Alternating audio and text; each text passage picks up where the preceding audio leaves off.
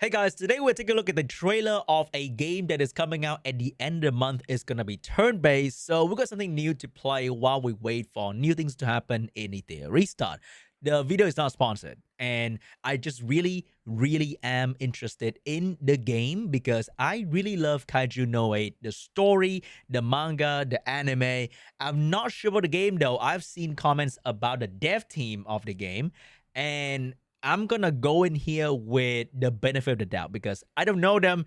I don't know Tribe 9. I just know that this game is coming out and I'll be enjoying it. If I don't like it, then it is what it is. But let's take a look at the trailer for Kaiju No.8, the game. The manga finished, so you can go there and read to catch up on the story to know who is who in the game. 命領域から本獣が新たに発生。余獣と思われる怪獣反応複数降下してきます。怪獣発生。担当隊員は至急出動してください。転移エネルギー反応が急激に増大しています。備えてください。聞かせてくれ。怪獣次元門について。第一部隊出動だ。おお。見せてやろう。圧倒的な実力ってやつ。覚悟はええか。怪獣退治の時間や。何者も私を止めることはできん。正面からぶち抜けばいいのよ。今度は私が射抜く番だ。まだだ。もっと強くならないと。ぶち抜きから歯食いしばれ。終わりだ。行くわ。Okay, so far, I gotta say those are probably the ultimate cutscene in the game. And the character design looks authentic to the source material, I would say. The quality of the graphics overall looks okay. But here is the gameplay part. So you can see that it's gonna be like turn-based. This is the bar where you see your team's turn, and we have a skill, and then we have the team loadout on the right side as well. We have autoplay, we have extra speed, all that good stuff. So the classic turn-based setup we have here for Kaiju No.8, the game. Now let's take a look at the gameplay. So far, ultimate cutscene looks pretty good. 行くわ。怪獣ども切り刻む。どうや。邪魔すんじゃねえ。決めろ。レノ。任せてください。やる気。そこね。当てる。道を切り開く。隙だらけやで。捕らえた。逃がさん。隙やり。僕の力を見せて。邪魔だ。消えろ。制圧する。受けてみろ。逃がしゃしねえ。お掃除の時間だ。討伐術6式。八重打ち。悪いが時間ねえから一発で解体するぜ。待ってなさい。Alright, so those were the gameplay sequence. They just show like one character by one character pretty much. We're a bit moving in between stages, but I don't think it's gonna be any open world, semi-open world like Honkai Star Rail kind of thing whatsoever. Because if it is, they will show it. So far, the main character, this guy right here, animation looks probably the best of them all, to be honest. The rest looks alright. I wouldn't say that the graphics is mind-blowing. Like, it looks very like 7 out of 10. Okay, maybe like 5 out of 10 overall. Like, nothing's mind-blowing. It's acceptable. It looks okay-ish. The monster design looks like the monster from the series-ish. The character design, the ultimate skill, the art style of all these characters, they looks okay. 3D, no chibi whatsoever. And you can see the scene of the city behind, and then we have the monster, we have the character standing right there about to use the skill, that kind of thing. But we only see like one normal skill and then one special skill, and maybe we have like the ultimate here as well for them. So maybe 3 skill per character, not too complicated. I'm not sure if there's any elemental system over here. Maybe that's one way they can make the character like a bit more diverse, because I wouldn't say the cast is very big in this game. The main character, the side character, very limited cast, so they have to introduce like OG character, no, OG original character for the game probably. And because the skill system in the game is not like crazy, there's not a lot of like time skip for the game as well. So I wouldn't say that they're gonna be able to pump out like crazy amount of different variation of each different character, because there's just not a whole lot of that. So I'm not sure about the longevity of the game per se, but it looks alright so far. Now let's take a look at the character building system as well.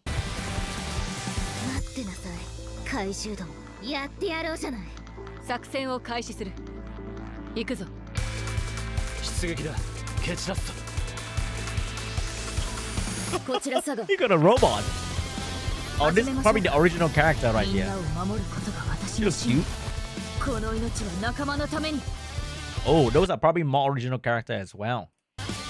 突っ走るんじゃないわよ佐賀 That's the boss in the story. 各確認この人この戦い慣れてる邪魔よ道を開けなさい雑魚に用はないようやく尻尾を掴んだで怪獣8号こいつは僕が相手をするようやく姿を現したな怪獣目標地点到着各員降下お前は私がここで倒すリミッター解除許可申請怪獣8号の処理を開始するやった外れちゃったね迷ってる場合じゃね格の違いを見せてやるお前に奪わせはしない誰も死なせない俺は怪獣8号じゃない日々のカフカだ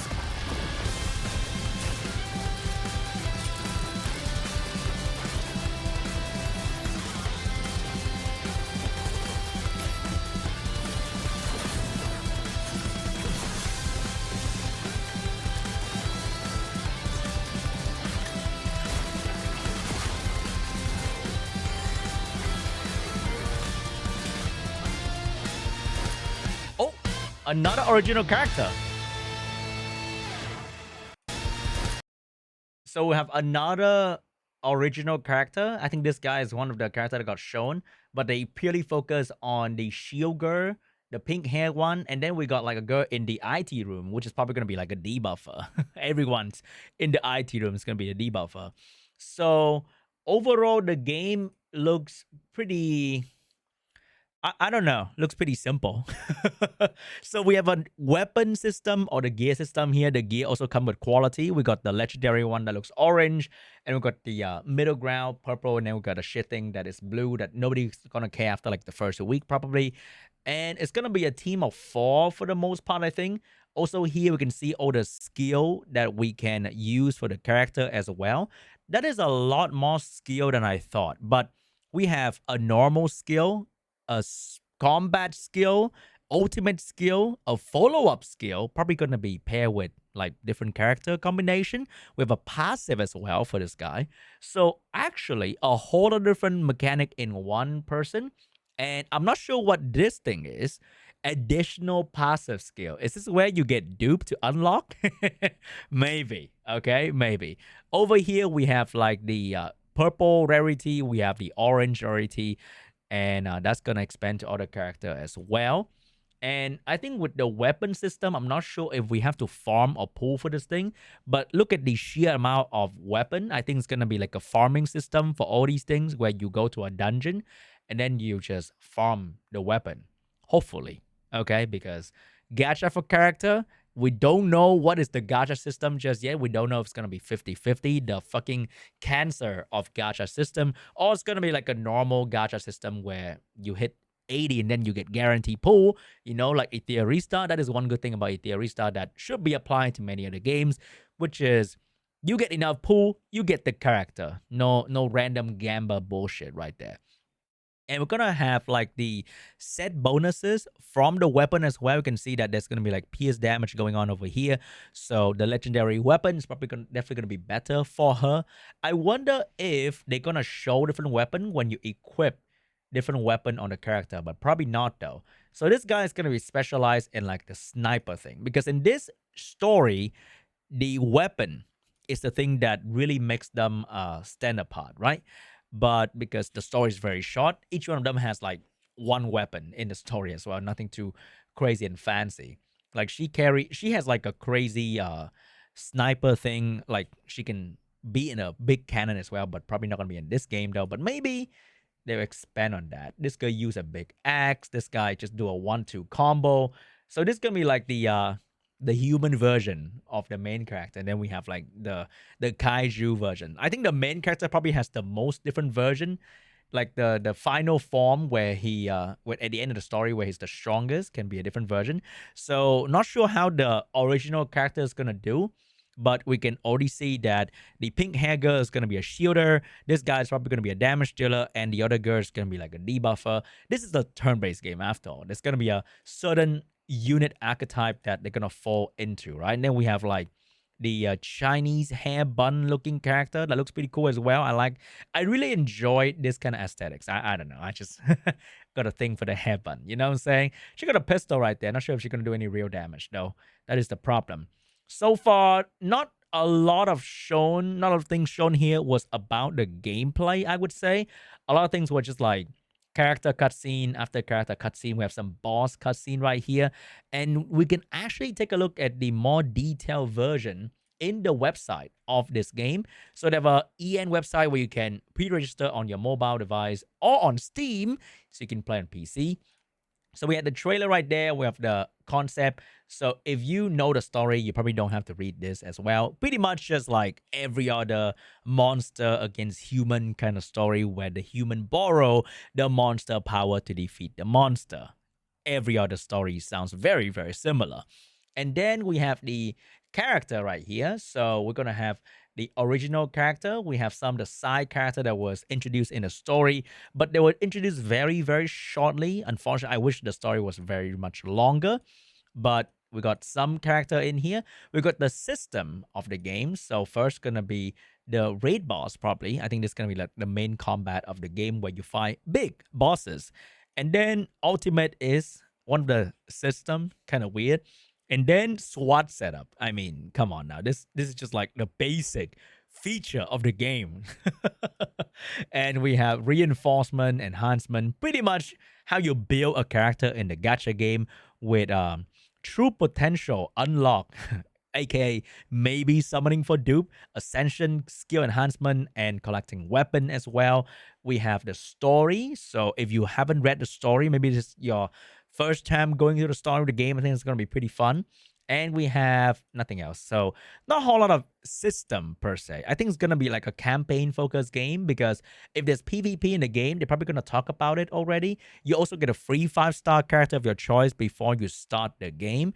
So we have no idea how strong any one of these characters will be. So if this is a PvE only game, then my best advice for you to enjoy a game like this is pick whoever the fuck you like. All right? Ignore meta. Like, it doesn't matter. If there's no PvP, pick whoever you like from the story. If you enjoy Blondie, Tsundere, go for that. If you like the side character, go for that. If you like the main girl, is she even the main girl, to be honest? Go for that. If you like Levi, but with guns, I mean, he doesn't even use the gun, to be honest. Go for him. If you like the main character or the big daddy, go for him as well. Like, it doesn't really matter. Just pick the one that you really enjoy and go for it. So the game seems very simple. Is it gonna last? Probably not. All right, let's be real. A PvE only game for a story that ended and the story is very, very short. Would a game last very long? I don't know about that, because what is the replayable value of the game anyway? So the best way to approach for me personally is going to be treating this as a single player game and spend the least amount of money possible and enjoy what the game has to offer. Maybe buy a battle pass for $5, $10, and that's about it. Anyway, guys, looking forward to Kaiju No.8 the game, simply because I love the story. Because it's, you know, brain dead, eat food, enjoy kind of movie, and not something that you have to think very deeply about. And big monster fighting. What is there not to love about that? Anyway, guys, thank you so much for watching, and I'll see you guys in the next video about this game. Bye-bye.